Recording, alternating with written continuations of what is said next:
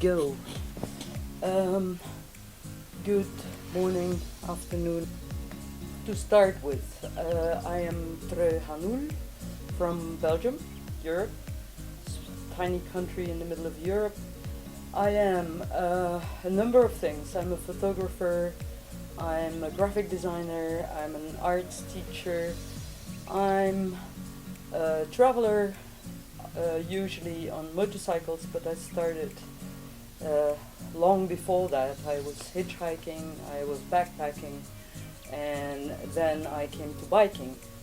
And I'm also a storyteller, so when I travel I try to bring back stories from the countries that I traveled to and people that I met.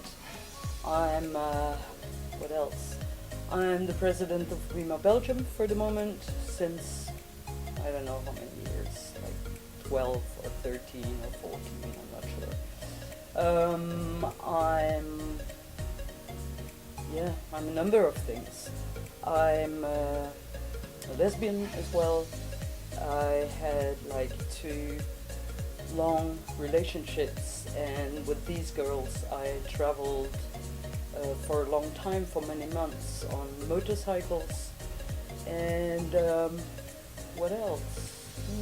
Oh yeah, I'm also known a bit in Europe under the hashtag electro-girl, because I rode an electric motorcycle for a long distance, and now I'm a bit of a organizer for electric motorcycle events.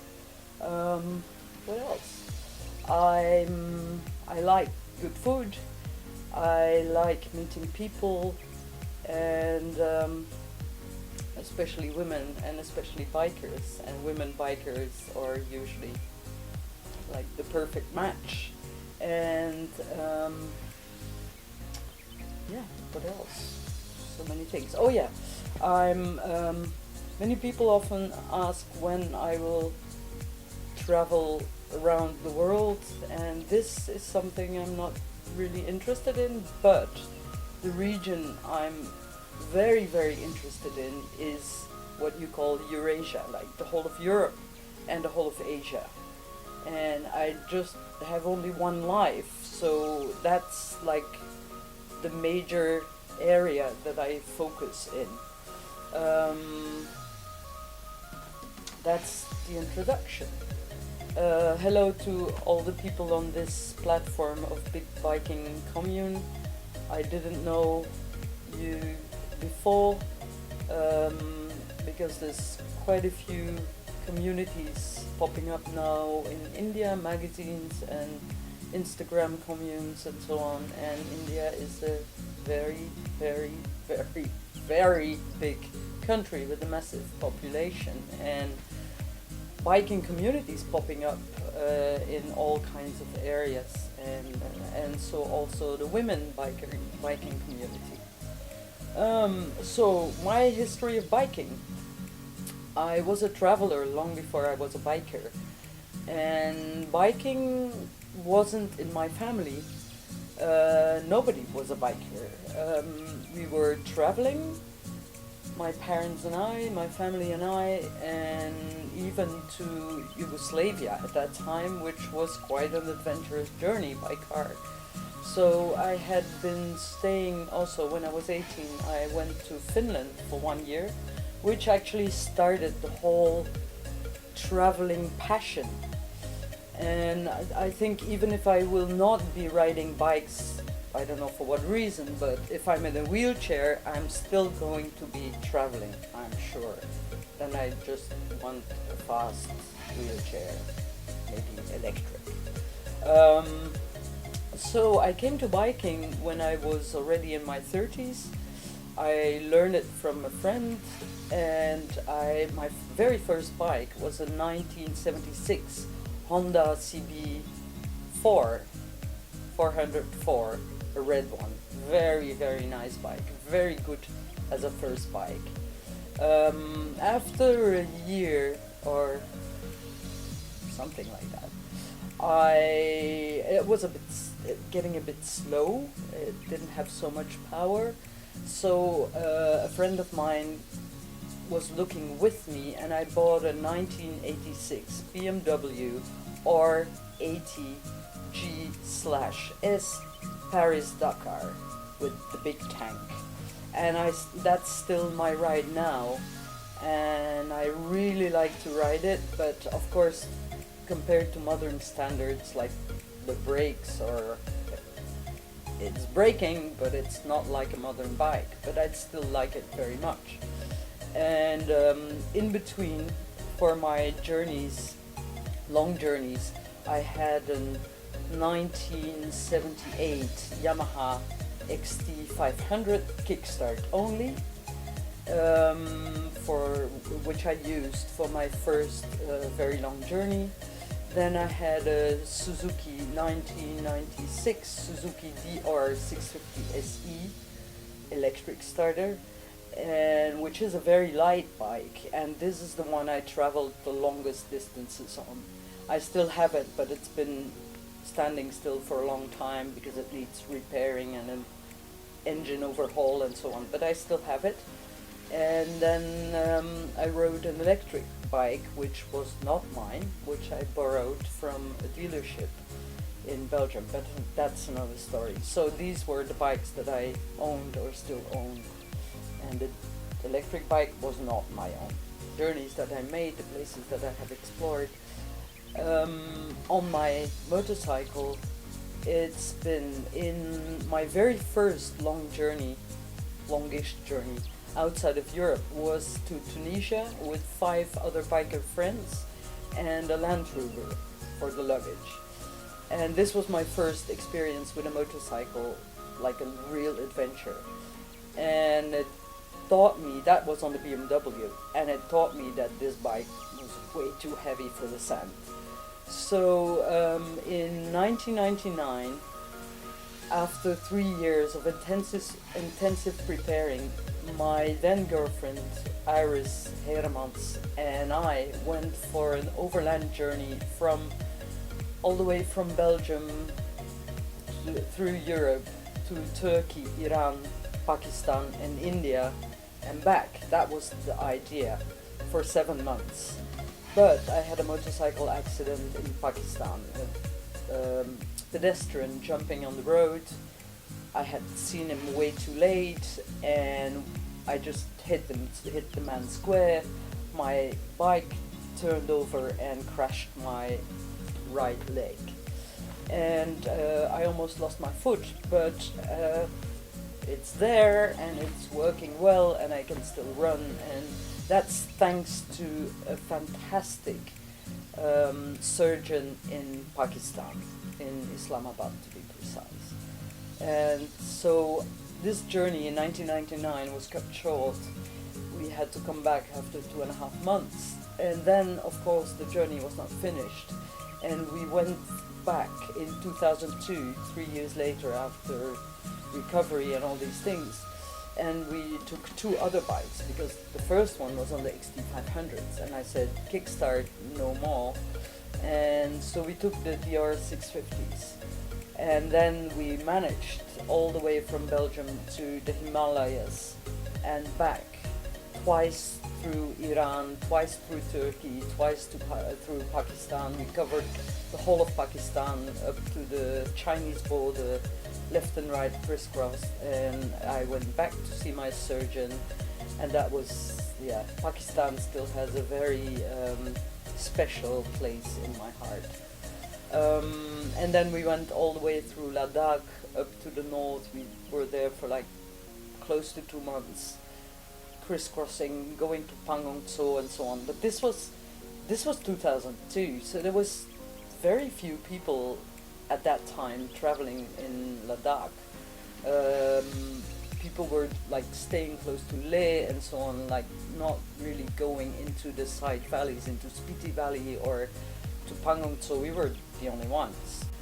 And I doubt very much to go back, because I don't want to spoil the memory, that very, very special, very good memory of the landscapes, the people, the barren areas and the monasteries where we were just sometime. We went to one of the most beautiful monasteries that I've seen is Tabo Gompa, and we were the only ones. So I'm reluctant to go back.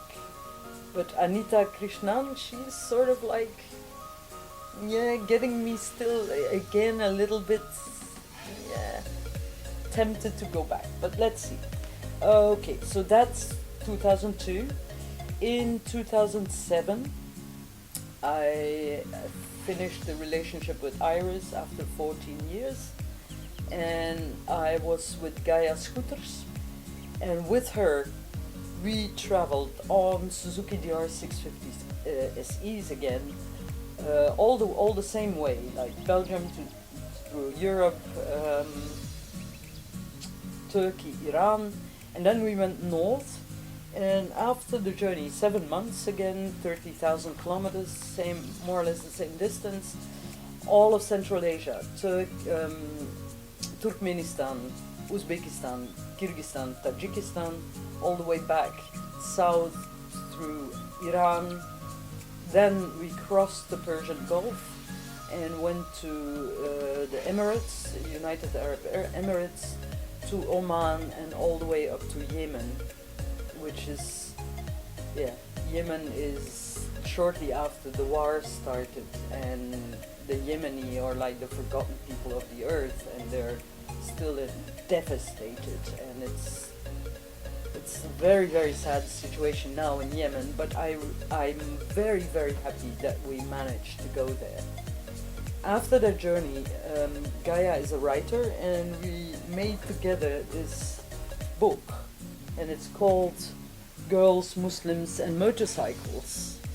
And so it's been published in 2008, republished 2 years ago, and it's full of pictures and full of text, of course. And it's in Dutch only, but yeah, so we are planning, but it's taking a long time to do the journey again and write another book. So yeah, that's me and Gaia in 2007, looking skinny, straight from Tajikistan. And yeah, that's the one thing. And ever since Gaia has been a writer of novels, and she's getting her new novel out in a couple of months. And we've also been writing for this motorcycle magazine, Motoren en Toerisme, which is motorcycles and tourism in Belgium, the biggest one in Belgium. And like last year, I wrote about the journey in India, Northeast. I regularly publish for them now, and I recently finished a journey just last week, a journey around the very borders of Belgium. It's a tiny country, but it was 1,500 kilometers. But after 2007, to jump back in time again, in 2015 I learned about electric motorcycles, and I was very tempted to test ride one of these bikes for long distance, because everybody was saying like, oh, it's not, the range is the problem, of course the price is the problem, you cannot travel on them, and so on. So I took the challenge to ride a Zero DS from Belgium all the way to Istanbul in Turkey and back, which was 8,000 kilometers, and published the stories all over Europe in English, in French, in German, in Italian, in several magazines. And I sort of proved a point that you can indeed travel on these electric motorcycles. You just need a little bit more time, because like the range for this motorcycle was about 220, 250 kilometers maximum, and then I had to charge a whole night in a normal household plug, which was even an Albanian farm, or in an apartment in Serbia, or wherever on a camping site in Turkey. And I proved the point that it was possible. You just had to travel a little bit more slowly and take more stops. But it meant also I was stopping more, so I was more talking to people, taking long lunches, reading a lot, and enjoying the countryside, and the people were also very curious. Like, this bike was not making any sound. It was like a whistling sound. And they were also, like me at first, very amazed by the power of these things. You know, electric motorcycles, they have a very different delivery of power. If you have a normal engine, like a fuel bike, you have the gears, and so you shift from one and so on. And you have really fast bikes and shift really fast. But on an electric motorcycle, the power is linear. So you go from 0 to 100 in a linear line. So you just turn the throttle and it takes off like an airplane, really. And I had really a couple of funny situations where I was racing, you know, when you have a red light, and I was next to some like throttling guys, you know, the type, like getting ready, and I was just like, I couldn't do that because I didn't have a sound. So, and then taking off at the red lights, I would always be first and like zoom away. And at the next light, they were just like, what is this? So I had a couple of fun moments, this like the macho girl in me.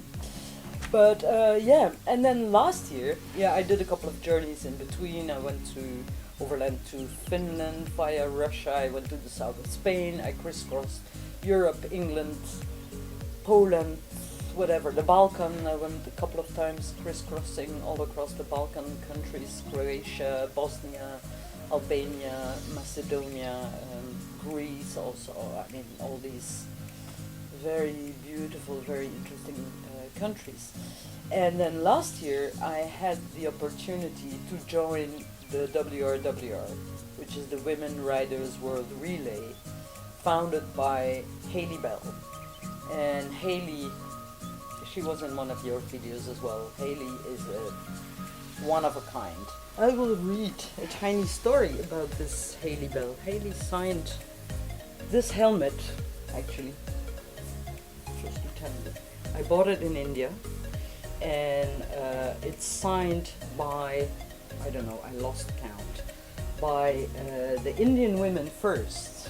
So the Indian women signed here, more or less, and then I took it to London for the final event of WRWR, and many more women signed. So there's signatures from women bikers, from Guli Afshan from Pakistan, from people in US people, from the people from the US, from the admins, from all the admins of the WRWR, and from Hanoulle Bell. Haley is somewhere, I think she's here, right here, there she is. And then of course, indeed, in Hindi. I don't know if you can read it. And that's signed by Dimple Chaudhry, with whom I rode in northeast India. So, I was about to read a little story about the WRWR. Writing her story. But what the hell are we doing here in northeast India? Why riding in the worst of seasons in full monsoon? On February 27th, 2019, a lone rider fights her way through hail and snow in the very north of Scotland. On her back, she carries a case containing a wooden stick, the relay baton, of what is to become one of the most powerful symbols the motorcycle world has seen in the last decades. Meet Hanoulle Bell, a 28-year-old stubborn Brit on a mission, writing history, or better, her story. 1 year later, the statistics of the Women Riders World Relay around the world read this: 79 countries crossed, 3,528 registered guardians, riders of the relay, 333 days on the road, and about 100,000 kilometers. And it's precisely for this reason that Nirmali Nath, Dimple Chaudhry and I were in Northeast India last year to carry the precious baton of the WRWR from the border of Nepal through Northeast India and into Bangladesh. I'm part of WIMA because I joined the women's club, the Belgian Amazon Motorcycle Club, in very beginning, 1994 or something. And I became, the Belgian club became WIMA Belgium, which is Women's International Motorcycle Association. Now about 30 countries joined, amongst others also India. And I became the president, and I've been the president for, I don't know, over 10 years. So WIMA is an international association of all kinds of women motorcycle clubs across the world. And like all the time new countries are joining. And I think Nepal was recently joining. Pakistan became a division as well. I don't know, there's so many. Luxembourg, tiny country close to Belgium, joined. And so we worked together with the WRWR, and we mutually influenced one another, and we are very, very happy that this relay happened. And now, like, the divisions of WIMA are becoming very active, even more active than before, and so on. It's a very good energy between the two organizations, if you would. It's in Europe, the situation with biking communities is a bit different, I think, than Indian biking communities. Like, the Indian biking communities are now booming. I saw it in Northeast. I met quite a couple of groups, very interesting groups, very active groups of bikers. Of course, mainly male bikers and having female pillions, but women in India are also starting to take to bikes. And in countries like Bangladesh, women are starting to ride as well, and sometimes it's a little bit out of necessity. Like, the traffic in Dhaka is horrendous, like the traffic in Delhi or in Mumbai or I don't know. And so women are taking to motorcycles because it's a safer option than taking public transport. I will come back to that a little bit later. And so what I find really interesting is that the motorcycle becomes a tool and a means of empowerment of women. In Europe, we're biking because we like to do it and we like to enjoy it. We like the freedom, we like the adventure, we like traveling and meeting like-minded women and even men on the road and just feeling part of this biking community. But I think women bikers and the communities of women bikers in countries like India and in especially or Pakistan or I think in Chile it was the same thing. Across the world, in non-Western countries, it's a different kind of energy, and it's really getting connecting women and connecting this, finding this very powerful connection and like an emancipating force through the biking. And this is, I think it's very interesting to see this happening. And I can only say ride and don't stay behind, don't be the pillion all the time, but try to bike as well Though, second thoughts, in countries like India, Bangladesh, Pakistan, traffic is an absolute nightmare, and it's much more dangerous than in European countries. But it's a lot of fun too. So if you are doubting, just drive. It's for you. And I mean, nobody's forcing you, but it's a very, very interesting means of getting to know a country, of traveling. It gives you a lot of independence.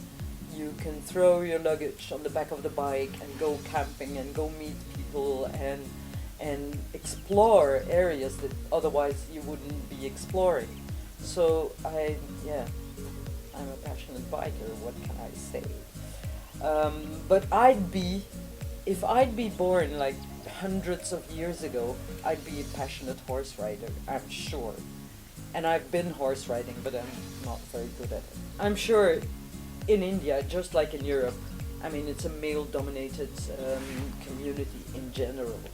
And so prejudice against women, they cannot ride, they're not good riders, they're weak, they don't dare to do things. It's rife. I mean, sure. Violence against women is rife. Even in Europe, it can happen. In India, it's going through the roof. I think many people know that. So, let alone for lesbians and gays and transgenders and whatever, LGBTQI+. I mean, all kinds of non-binary people who do not define them as female or male. It's a struggle for themselves, and it's certainly not easy for a community to look at this and to accept these people also, how the way they are. And it's about love. I mean, it's not endangering. These people are not, I mean, we're harmless in general. I mean, we have criminals just like other communities have criminals, but in general it shouldn't be perceived as a threatening thing. So, but then I have a Belgian passport. I live in Belgium. I'm born in Belgium. My parents are very open-minded. My whole family is very open-minded. I was very lucky, and so this is something I cannot change, and I'm just happy. I'm just lucky that I'm having this massive advantage above lots of people in other communities. And like Dimple Chaudhry was traveling with me in Northeast, and she's openly lesbian, and she was also sharing with me stories that just violence, aggression, all kinds of prejudices against her and her way of life. And so for her and for other transgenders or lesbians or gays in India, the situation is so much more difficult than it is in Europe. So as now I'm talking to the biking community, just, I don't know, don't talk to them and be open-minded. Don't be scared. I mean, we're humans like anybody else. So don't just despise people because they have a different preference. I mean, I like, I don't know, I like mushrooms, and you might like potatoes. This is as diverse as it gets. I like my shoes to be tied a little loose. Somebody else likes them to be tight. I mean, it's just a preference. So don't make a fuss. Just get to know and be open-minded, and don't try to change these people. Or it's not a disease. I mean, it's natural. So yeah, that's what I have to say about LGBT. I don't know. It just it's a way of life. It's how life goes. Then, of course, I want to thank Big Biking Commune for this opportunity to talk to you. I hope it's not too long and boring. But there's a couple of people I really want to mention, especially. Like I said, I've been traveling to Bangladesh last year, and I know the relationship between Bangladesh, or especially like the Muslim communities in India and the other communities, is sometimes tense. But traveling in Bangladesh was marvelous. I mean, we've met the boys of Sillet biking community, and they're still very enthusiastic. They took us everywhere. They fed us. Dimple and I were traveling through Bangladesh for not enough, but like 7 or 8 days. And Dimple has been back because Dimple and I have worked on an article on the women riders of Bangladesh. And so, Sillet biking community, thank you for hosting us. And then, of course, the women of WIMA Bangladesh. Israt and Rosen Mahmoud, for instance, she doesn't speak English, which makes it a little bit difficult, but now I think she's using Google Translate to communicate from time to time on the chat. But she's like, during this COVID times, she's helping out all the time poor communities in Bangladesh, which is not, I mean, she's a woman rider, but she's also doing all these things. Nirmali is helping tons of people during the floods in Assam right now. So I mean, it's the biking community can also be like a solid network to help and be positive and see where there are needs during COVID time. Don't sit at home like wishing you could be biking. I would say go out and look for volunteer work if you can and if you dare to, because it's a risk as well. So this is one thing. Then of course I would like to thank Nirmali Nath and Dimple and the president of WIMA India is Anita Krishnan, and I met her like twice, but I can't wait to come back to India and meet her more and meet the Indian women bikers again, and ride and go to the mountains and explore much more of India. There's so much India left for me, and probably for them as well. So, and then there's Ankita Aurore, who's like a Ducati biker, passionate biker as well, wonderful woman. Suparna Sakar, she's a motorcycle instructor. If you want to have a real good women instructor to learn how to ride properly and to be safe on the road, she's the one to go to. And then there's one that I especially want to mention, and that's Di Shankar. We met only briefly, but I follow what she's doing. She's the founder of Safe Campus, and I know in India violence against women and against girls is on the rise, and it was already not very good, and it's really rife. During COVID times, I'm sure it went even more out of the roof.